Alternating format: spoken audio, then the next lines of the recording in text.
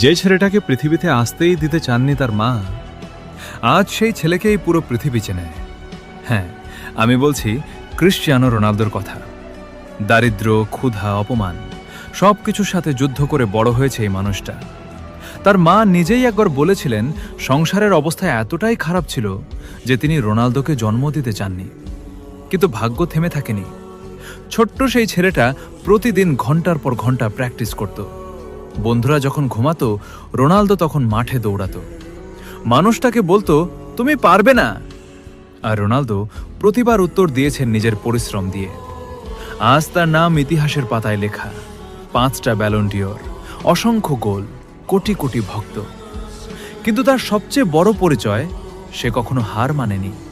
আর এজন্যই বিশ্বের কোটি কোটি মুসলিম তাকে ভালোবাসে, কারণ তিনি সব সময় মানুষের পাশে দাঁড়ানোর চেষ্টা করেছেন। প্যালেস্তিনের মানুষের প্রতিও নিজের ভালোবাসা ও সম্মান দেখিয়েছেন। মানবতার জন্য তার এই সম্মান তাকে শুধু একজন ফুটবলার না, একজন বড় মনের মানুষ হিসেবেও পরিচিত করেছে।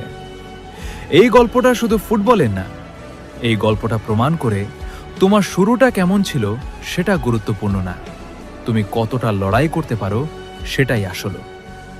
স্বপ্ন দেখো, পরিশ্রম করো, একদিন পুরো পৃথিবী তোমাকে